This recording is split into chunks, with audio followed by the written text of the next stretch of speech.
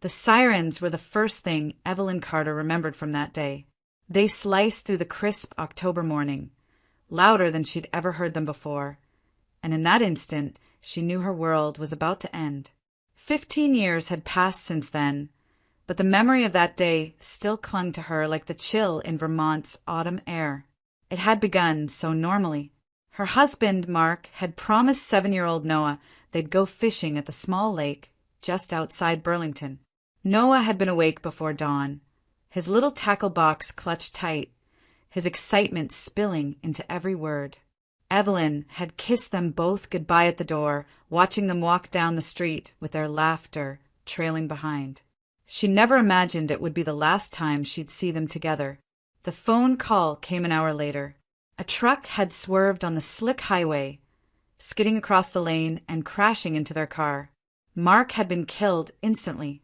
Noah was alive, barely, and being rushed into emergency surgery at Massachusetts Children's Hospital.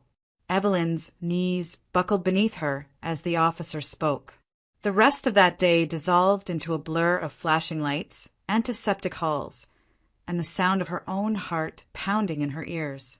In the ICU, Noah lay still beneath a tangle of tubes and wires, his skin too pale, his chest rising and falling with the rhythm of the machines.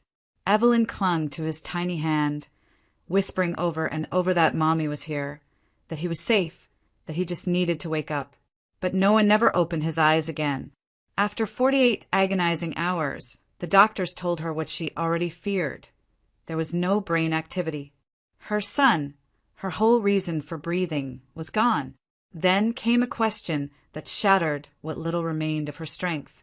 A surgeon, his voice gentle but clinical, explained that there was a boy Noah's age waiting for a heart transplant.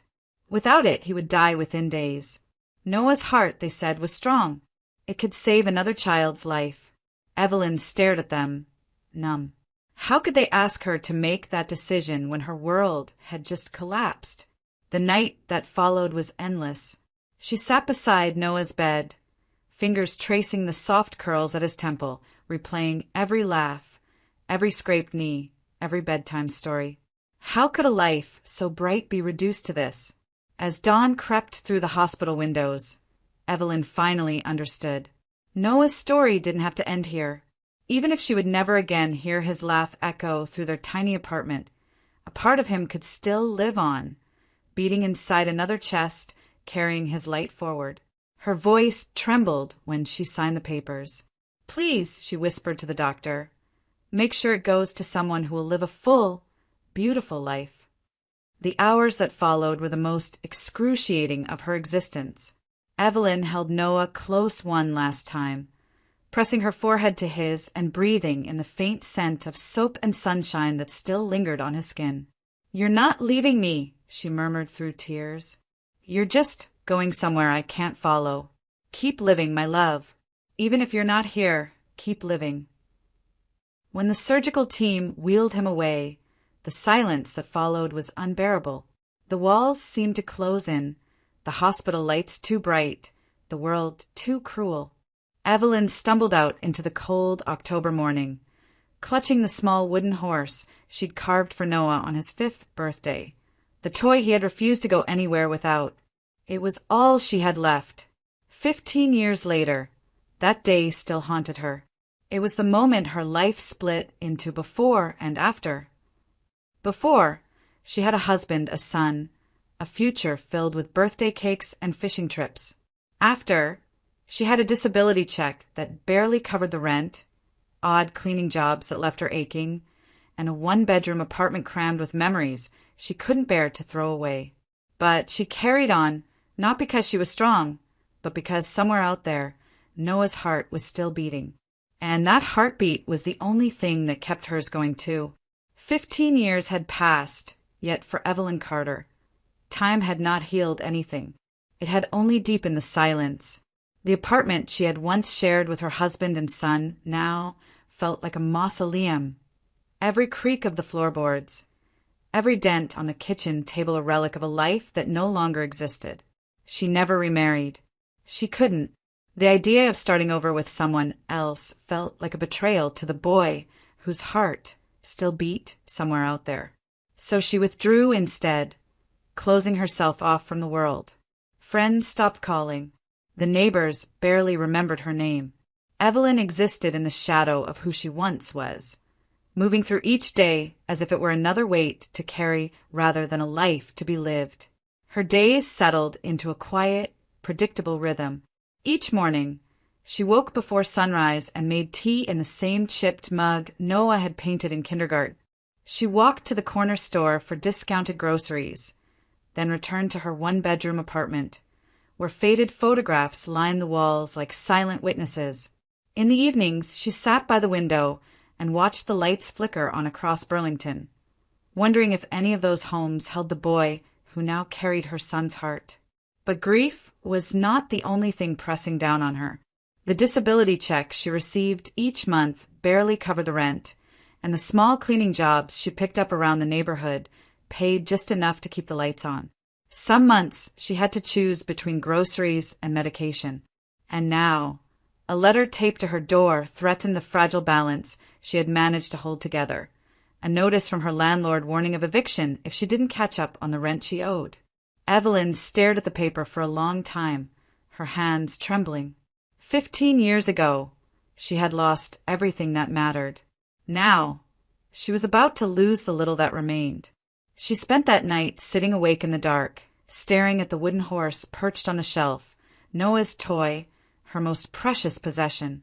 She whispered to it like she used to whisper to her son, "I don't know how much longer I can do this." 2 weeks later, an unexpected opportunity arrived like a crack of light through a closed door. A woman from a cleaning agency called to offer her a position. Part-time housekeeping for a wealthy family in the Boston suburbs, the Hargroves.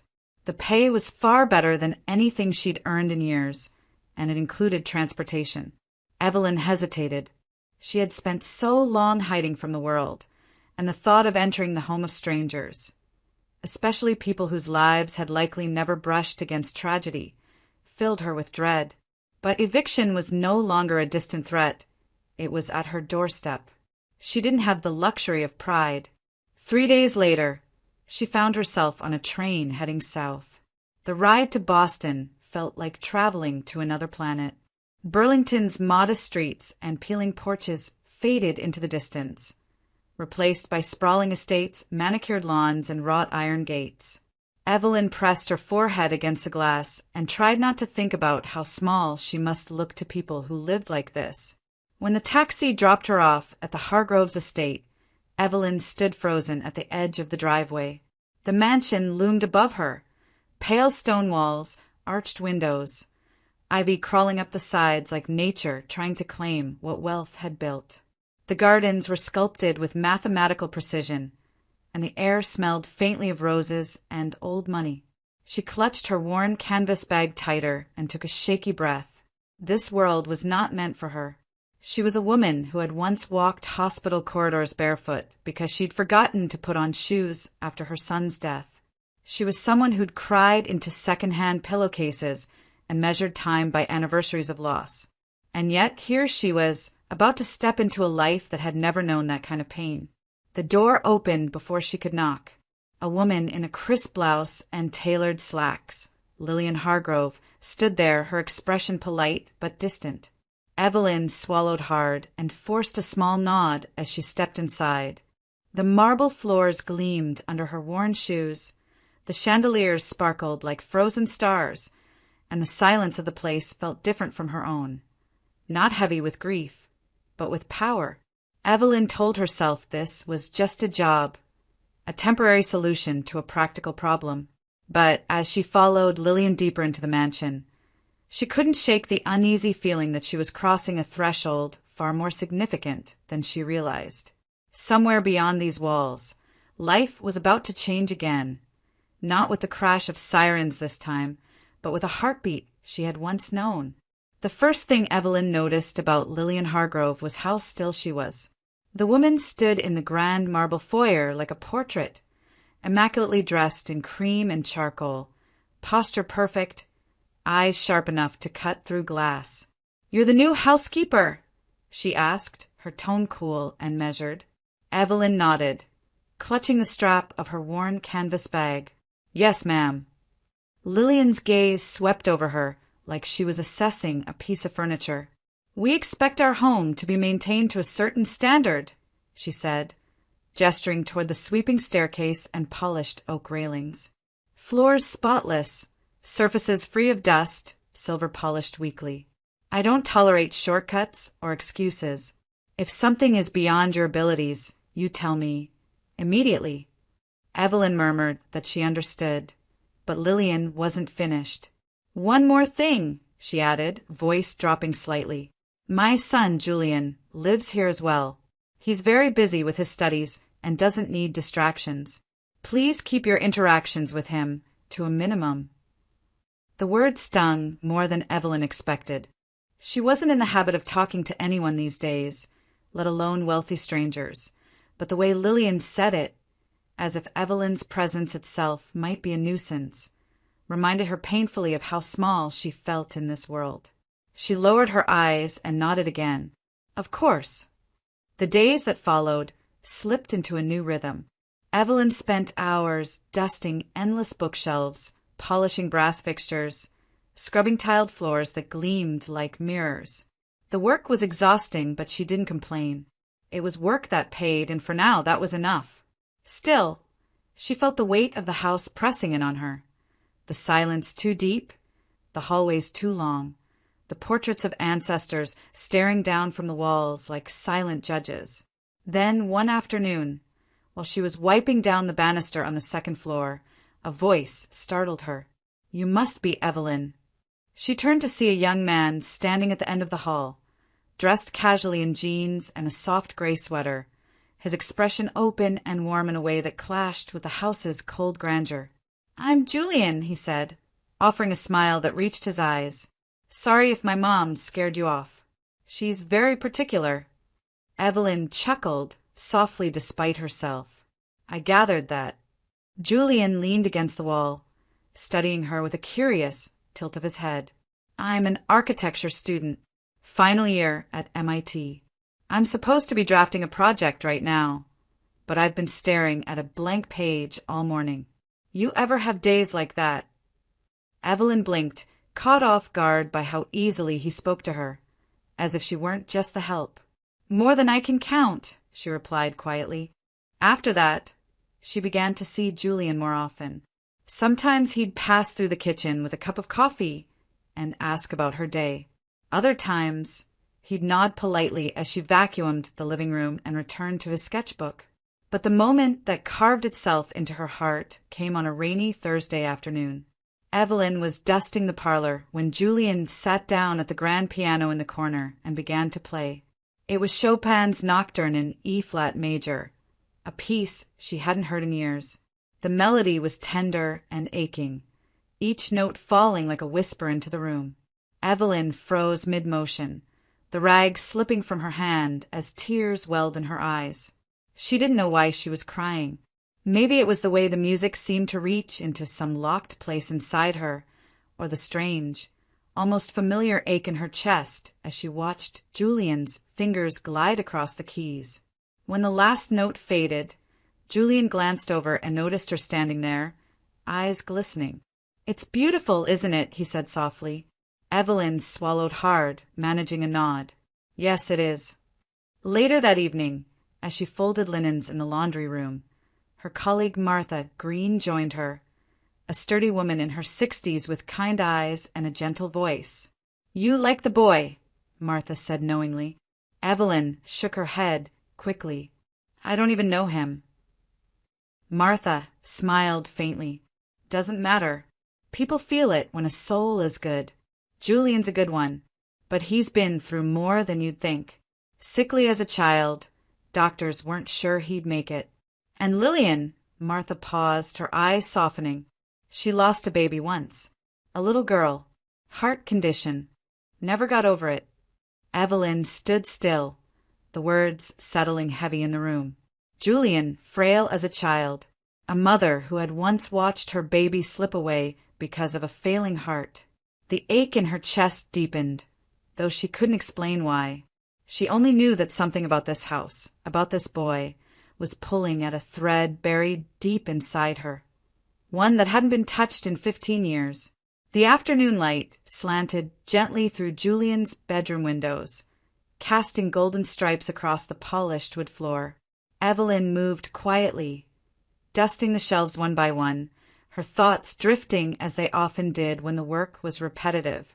It was a room full of youth, sketches pinned haphazardly to corkboards, books stacked in uneven towers, a model of a suspension bridge half built on the desk. It felt lived in and deeply personal, a world far removed from her own. She reached the tall bookshelf by the window and began to wipe each shelf carefully. That was when her hand froze midair. Sitting near the edge of the second shelf, tucked between a row of architecture textbooks and an old leather-bound journal, was a small wooden horse. For a moment, Evelyn couldn't breathe. Her heart slammed hard against her ribs, and the rag slipped from her fingers and floated soundlessly to the floor. She stared at the toy as if it were a ghost. It was small enough to fit in a child's palm, carved from pale maple, its surface smooth but worn from years of being held. On its flank, barely visible now, was a faint scar in the wood, a slip of the knife she had made years ago and never sanded down. Her vision blurred. She reached out a trembling hand and lifted the toy, turning it over slowly. On the underside, where she'd once carved the letters with careful pride, the faint remnants of "N.C. Noah Carter" were still visible. Evelyn's knees gave out, and she sank to the floor, clutching the horse to her chest. It was impossible. She had buried this part of her life 15 years ago. The hospital had taken Noah's belongings when they prepared his body for organ donation, and she had assumed they were lost forever. How could this toy, his toy, be here in Julian Hargrove's room? Her breath came in shallow gasps. The room seemed to tilt around her, the air too thin to breathe. Her mind spun wildly through possibilities, but every one led back to the same devastating conclusion. There was no other explanation. The sound of footsteps in the hallway snapped her out of the spiral. Evelyn scrambled to her feet, still clutching the toy, just as Julian pushed the door open. He stopped when he saw her, his eyes dropping to the small horse in her hands. "Oh," he said with a soft, almost wistful smile. "You found it." Evelyn blinked at him, her mouth dry. "I'm sorry, I was just— It's okay," Julian interrupted gently, stepping closer. "That little guy's been with me for as long as I can remember. I call it my good luck charm." He took the horse from her carefully, holding it with a reverence that twisted Evelyn's chest. "It came from the hospital. I was told it was a gift from the boy whose heart saved me and his mom." The room went silent. Julian stared at the wooden horse as if it held a piece of his soul. "I don't know who they were. No one ever told me their names," he continued, a small, thoughtful smile curving his lips. "But I like to think they were kind, brave, the kind of people who'd want someone else to live, even when they'd lost everything." Evelyn turned away, blinking back tears that burned her eyes. Her hands were shaking uncontrollably now, and she pressed them to her chest as if to hold herself together. She wanted to speak, to tell him that she was that mother, that Noah was the boy whose heart now beat inside his chest, but the words lodged in her throat, too heavy to lift. Julian placed the horse gently back on the shelf, straightening it like a sacred relic. "I've had dreams about him," he said quietly, almost to himself. "The boy. I don't know what he looks like, but sometimes I feel like he's still here, like he's part of me." Evelyn couldn't stay in the room a second longer. She mumbled something about needing to finish the laundry and hurried out, her breath ragged and uneven. The hallway blurred as tears spilled freely down her cheeks.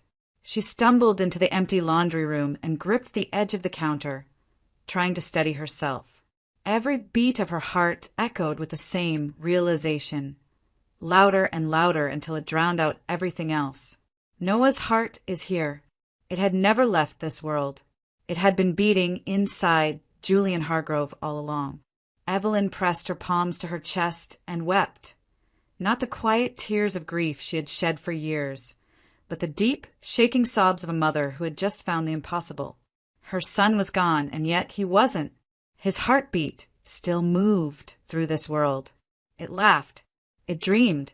It played Chopin in a sunlit room. For the first time in 15 years, Evelyn felt something stir inside the hollow that grief had carved out of her.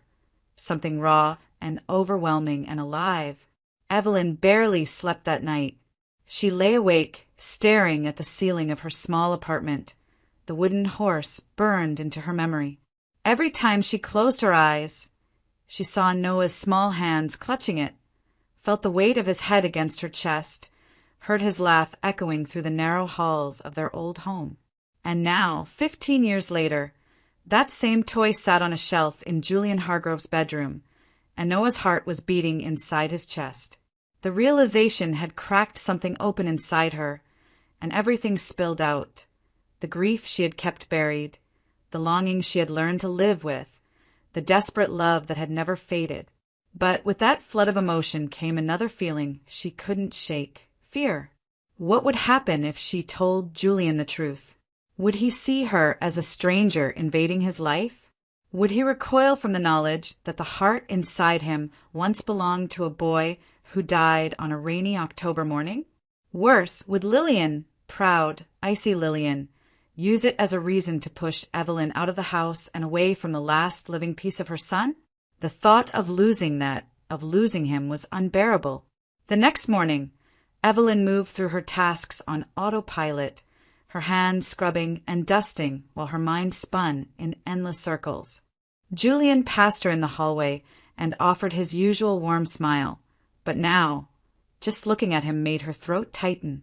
Every gesture, every laugh, every absent-minded hum of a melody carried traces of Noah, not in a way she could explain, but in a way she could feel.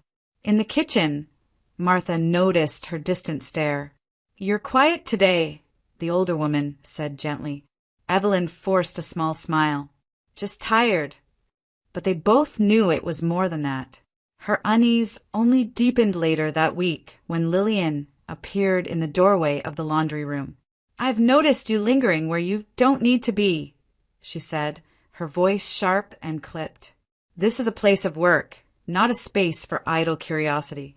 Do what you're paid for, and don't involve yourself in matters that don't concern you." Evelyn opened her mouth to apologize, but Lillian wasn't done. "You don't belong in Julian's world.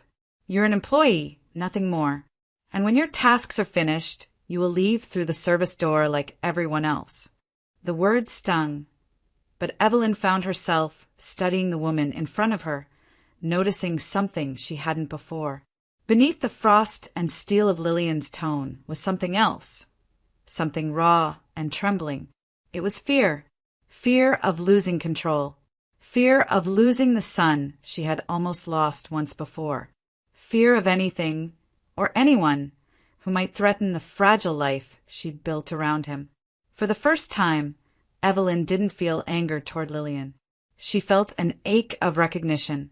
They were both mothers shaped by loss, both terrified of what might happen if the past collided with the present. That night, Evelyn walked to the small stone church on the corner of her street, a place she hadn't stepped into in years. The pews were empty, the stained glass windows glowing faintly in the light of the setting sun. She slid into the back row and folded her hands, but no words came at first. Finally, in a whisper that trembled through the empty space, she prayed, "God, I don't know what to do. I don't want to hurt him. I don't want to lose him. Please show me the right thing. Tell me if I should speak, or if silence is my burden to bear." Tears slipped down her cheeks, warm and unrelenting. In that quiet sanctuary, she felt something she hadn't felt in a long time. Not an answer, but a stillness. A sense that, for now, she didn't need to know everything. She only needed to stay. So Evelyn made her choice. She would keep working. She would dust the shelves and polish the silver. She would walk past Julian in the hall and smile when he smiled at her. And even if he never knew who she was, even if the truth remained locked inside her forever, She would stay close to the heartbeat that had once lulled her little boy to sleep. It was enough, for now, just to be near him. Julian found her in the garden one crisp autumn afternoon, kneeling by the hydrangeas with a pair of pruning shears. The trees around the Hargrove estate were aflame with color, and the air smelled faintly of wood smoke. He hesitated at first, as if unsure whether to speak, then joined her by the flower beds. "You're quiet," he said, crouching beside her. "I like that about you. Most people in this house are always rushing somewhere." Evelyn offered a small smile, but kept her eyes on the plants. Her heart still hadn't settled since the day she'd found the wooden horse. Every moment near Julian felt heavier now, more fragile, like walking through a dream she was terrified to wake from. "Can I tell you something?" Julian asked after a pause. "Something I don't really talk about with people?" Evelyn nodded. He drew in a breath, his gaze distant, fixed on the horizon beyond the garden walls. "When I was little, I almost died. I was 5, my heart was failing, and the doctors said there was nothing they could do. My parents were preparing for the worst." Evelyn's hands stilled on the soil. She already knew the story, but hearing it from his lips made her chest tighten painfully. "Then," Julian continued softly, "a donor heart became available. A little boy, younger than me, died in an accident. I don't know his name.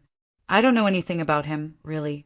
Just that his mother agreed to donate his heart, and that's the reason I'm still here." He let out a shaky laugh and looked down at his hands. "Sometimes I wonder if I'm living for 2 people. Like maybe part of him is still alive inside me." Evelyn turned her face away so he wouldn't see the tears welling in her eyes. Her breath came unevenly, her throat burning with the effort to hold back the sob clawing its way up. He didn't know. He had no idea that the boy he spoke of was Noah, her Noah, that the heartbeat keeping him alive had once lulled her son to sleep against her chest. Julian glanced at her and smiled gently. "Strange, isn't it? I feel connected to someone I never met. I think about him sometimes. I hope I'm living a life he'd be proud of." She wanted to tell him that he already was, that Noah had been gentle and kind, just like him, that his laugh sounded so much like her son's it sometimes took her breath away. But the words stayed locked inside her, too heavy, too dangerous to speak. That night, Evelyn returned to her apartment to find an envelope taped to her door. Her landlord's logo stared back at her in bold letters. She tore it open with trembling hands, and her stomach dropped. It was a final notice. She had 3 days to pay the overdue rent or vacate the apartment. The paper slipped from her fingers and floated to the floor. Evelyn sat down hard on the edge of her bed, the room spinning around her. She had nowhere to go, no one to call. The thought of leaving Burlington, of leaving Julian, felt like losing Noah all over again. The next morning, as she folded linens in the laundry room, Martha noticed her red eyes and trembling hands. "What's wrong, honey?" she asked gently. Evelyn tried to brush it off, but the older woman wasn't fooled. After a moment, Martha sighed, reached into her apron pocket, and pressed a small envelope into Evelyn's hand. "Take it," she said firmly. "I've been saving a little over the years. It's not much, but it'll help you get through this month." Evelyn shook her head immediately. "I can't accept this." "You can and you will," Martha said, her voice warm but unyielding. "You're meant to be here. I don't know why, but I feel it. And remember, the darkest night always comes before the dawn." The words lodged deep in Evelyn's heart. She stared at the envelope, tears blurring her vision. Pride told her to refuse, but something stronger, something desperate, told her to accept. That evening, Evelyn stood in her small apartment, clutching the money Martha had given her. It wasn't enough to change her life, but it was enough to buy her time. 3 days had become 3 weeks, and in those weeks, she would stay close to Julian. She would listen to the heartbeat that had once belonged to her son, and maybe, just maybe, she would find the courage to decide what came next. It happened on a quiet Tuesday afternoon, when the house was empty and Evelyn was dusting the upstairs study. A stack of leather-bound folders sat tucked away on a shelf behind a row of books. She wasn't one to pry, but one of the binders slipped as she wiped, spilling its contents across the floor. Evelyn knelt to gather the papers, careful not to crease them, until her eyes caught a familiar phrase. Cardiac transplant, October 10th. Her breath stopped. She froze where she knelt, her fingers tightening around the page. The rest of the document blurred before her eyes. Julian Hargrove, age 5, congenital heart failure. Donor heart received on October 10th, 15 years ago, the same day Noah had died. Evelyn pressed the paper to her chest and closed her eyes, her whole body trembling. She didn't need any more proof. The wooden horse, the warmth in Julian's smile, the Chopin nocturne, they had all led here. But now, in black and white, the truth stood undeniable. The heart beating inside Julian was Noah's. She sank into the leather chair beside the shelf and let the tears fall. All the years of aching emptiness, the endless nights spent whispering Noah's name into the dark. And now here is the proof that a part of him had never truly left. The sound of footsteps behind her made her jolt. "I see you found it," Martha's gentle voice said. Evelyn turned, startled, clutching the papers as if caught doing something she shouldn't. But Martha didn't look angry. She only sighed and eased herself into the chair across from her. "I knew who you were the day you walked in," Martha said softly. "I was at the hospital that night. I was there when they brought Julian in, and I was there when they told you your boy was gone." Evelyn's lips parted in shock. You saw me?" Martha nodded. "I'll never forget it. You stood outside that operating room, holding that little wooden horse so tight your knuckles were white. And when the surgeon asked if you were sure if you really wanted to donate Noah's heart, you whispered, 'Yes, let him live.' I've carried those words with me ever since." Evelyn covered her face with her hands, a sob breaking free from her chest. Martha reached across and took her trembling fingers. "You should know something else," she continued. "When Julian was little, he used to have this recurring dream. He'd tell me about it after his naps. Said a little blonde boy would come to him in a meadow, hand him a small wooden horse, and say, 'Live for both of us.'" The word struck Evelyn like a bolt of lightning. She had whispered almost the same thing into Noah's ear the night she kissed him goodbye. "Live, even if you're not here." And now, it was as if that message had crossed some impossible boundary, passed from one soul to another, carried by the beating heart they now shared. That night, Evelyn walked through the house with a sense of clarity she hadn't felt in years. The fear was still there, fear of being pushed away, of breaking something sacred. But beneath it was something stronger, the certainty that Julian deserved to know something of the boy whose heart kept him alive. She found him in the parlor, sketching at the coffee table, the wooden horse resting nearby. "Julian," she said softly. He looked up and smiled. "Hey, Evelyn, what's up?" She hesitated, her heart pounding. "I want to tell you a story," she said at last, sitting down across from him, "about a little boy I once knew. His name was Noah Carter. He was 8. He loved fishing with his grandfather and reading pirate books under the covers with a flashlight. He had a laugh that could fill a whole room." Julian listened intently, setting his pencil aside. "He sounds like a good kid," he said gently.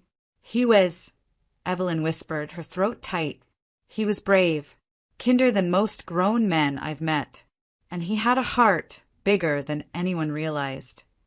For a moment, silence hung between them.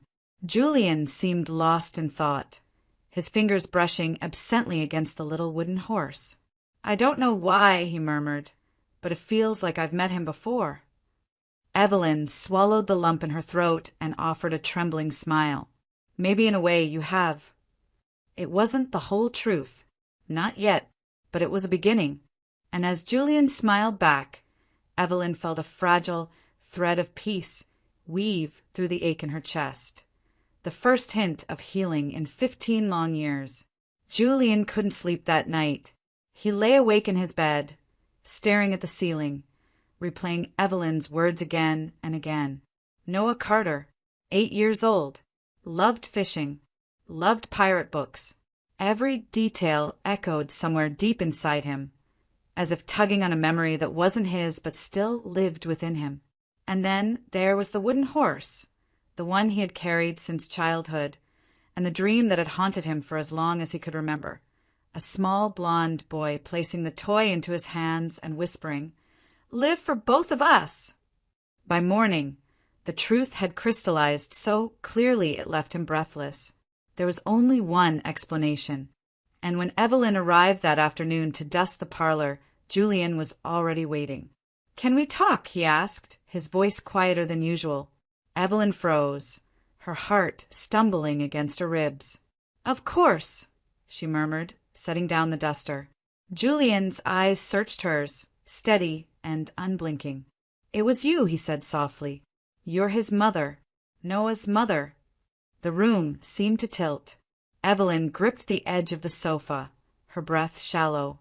For a long moment she said nothing, the silence between them heavy and alive. Then, with tears already rising, she nodded. "Yes," she whispered. "It was me." Julian's jaw tightened, his eyes glistening. "Why didn't you tell me?" Evelyn took a trembling breath. "Because I was afraid. Afraid of hurting you with something so heavy, afraid of being pushed away. I didn't want to intrude on your life. I just wanted to be near you, to know that his heart was still beating in this world." Julian's throat worked as he swallowed hard.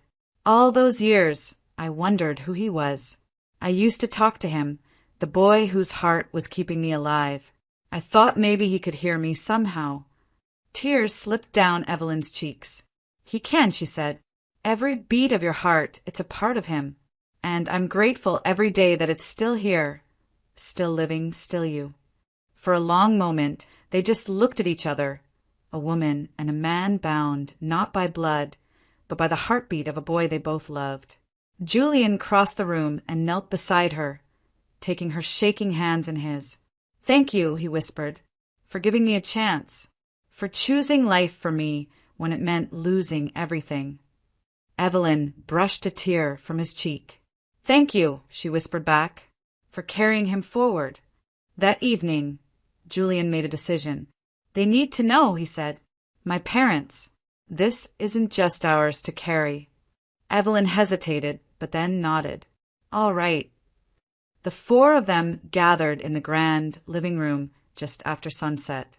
Richard Hargrove sat forward in his chair, his brow furrowed with concern. Lillian stood by the fireplace, arms crossed, but her composure wavered when Julian began to speak. He told them everything, about the boy named Noah Carter, about Evelyn's sacrifice, about the wooden horse and the dream. And finally, he said the words that broke the room open. "Her son's heart is the one that saved me." For a moment, no one moved. Then Richard rose slowly from his chair and crossed the room toward Evelyn. His eyes were wet, his voice unsteady. "How do you ever thank someone for something like that?" he said quietly. "You gave us our son. You gave us his future." Evelyn shook her head, tears streaming down her face. "No, I gave away what was left of mine. You gave his heart a future." Lillian hadn't spoken a word.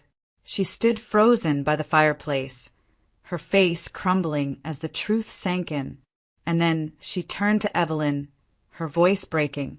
All this time I treated you like you were beneath us. I called you a stranger. I pushed you away. And you're the reason my son is alive." Her knees buckled, and she covered her face as sobs racked her body. Evelyn crossed the room and took her trembling hands, and for a moment they simply held on to each other, two mothers bound by loss and love, by grief and grace. "I'm sorry," Lillian whispered again and again. "I'm so sorry." "There's nothing to forgive," Evelyn said softly. "We're both mothers, and we both love the same heart." The two women embraced, clinging to each other as if the weight of 15 years of sorrow might finally lift if they just held on long enough. Around them, the house was silent, not the cold silence it once held, but something gentler, sacred. A silence born of understanding. And for the first time, Evelyn felt the ache in her chest ease. Noah was gone, yes, but his heart still beat in Julian's chest. It had built bridges, softened anger, and healed wounds. It had brought two families together, and in that embrace, Evelyn understood that love, real love, never truly ends. It only changes shape. In the days that followed that evening, everything changed. The air inside the Hargrove house felt different, warmer, softer, lighter. The cold distance that had once defined Lillian's presence melted into something far more human. Richard began checking in on Evelyn in the kitchen, asking if she needed anything. Even the staff, once careful to keep their distance, now treated her with quiet reverence. It was Lillian who spoke first about what came next. "We don't want you to leave," she said one morning over tea, her voice still carrying the poise of a woman used to being in control, but now threaded with vulnerability. Not as an employee, as family. Evelyn blinked in stunned silence. "Family." Richard nodded. "You've already given us the greatest gift anyone could. We'd like to give something back, starting with paying off your debts and helping you find some stability, if you'll let us." Tears blurred Evelyn's vision. For so long, she had carried her grief alone, convinced it was her burden and hers alone.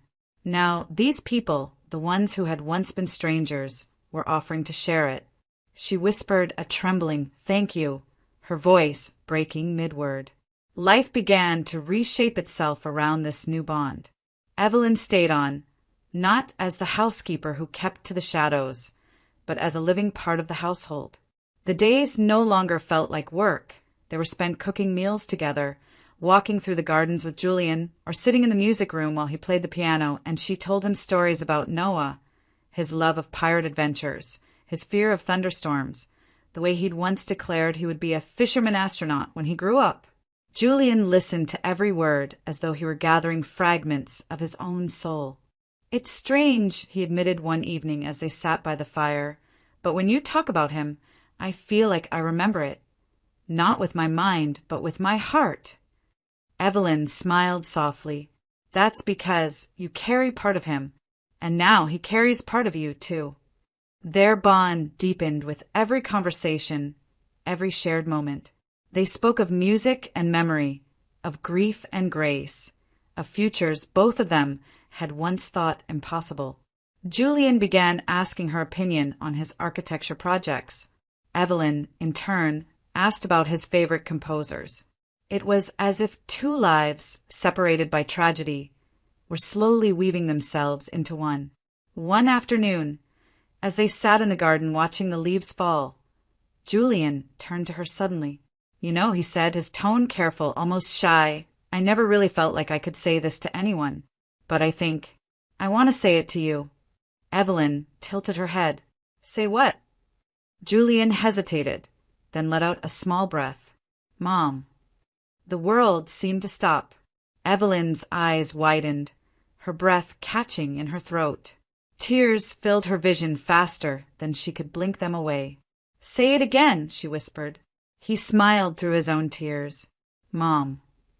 She reached for his hand, clutching it tightly, overwhelmed by a rush of emotions, grief and joy, sorrow and healing, all tangled together. "I never thought I'd hear that word again," she whispered. "Thank you." From that day forward, it became their word, not to replace what either of them had lost, but to honor what they had found in each other. Lillian and Evelyn, too, began to forge a bond neither of them had expected.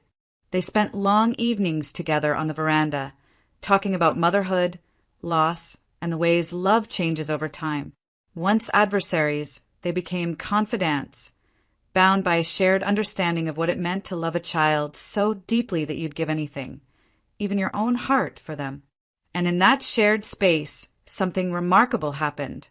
The past no longer felt like a weight pulling them down. It became a bridge, one built not from grief, but from love. A family that had once been divided by tragedy now stood united by it. And in that unity, Evelyn found something she had thought she'd lost forever: a home. The years that followed were not marked by the heavy weight of grief, but by the quiet strength of purpose. Out of pain, something extraordinary was born, a legacy that carried both Noah's memory and Julian's future forward. Together, the Hargroves and Evelyn created the Noah Carter Foundation, dedicated to helping children with congenital heart disease receive life-saving care. Evelyn, though she preferred to stay out of the spotlight, was named the foundation's honorary director. Her story of unimaginable loss transformed into hope became the heartbeat of the organization. At every fundraiser, Richard would speak of the anonymous gift that had saved his son's life. And Lillian, once guarded and distant, now stood beside Evelyn, introducing her not as a former employee, but as family, the mother who made our son's life possible. Their partnership, once unimaginable, became the soul of the foundation. Julian, now a licensed architect, chose to dedicate his career to the same cause. He specialized in designing pediatric rehabilitation centers, warm, light-filled spaces where children recovering from transplants could heal not just their bodies, but their spirits. His first major project was built in Vermont, just a few miles from Evelyn's home. "I want to be close," he told her with a smile, "to both of my moms." On what would have been Noah's 23rd birthday, the foundation made its most significant contribution yet, a donation of state-of-the-art cardiac equipment to Massachusetts Children's Hospital, the same hospital where Noah's heart had been transplanted into Julian all those years ago.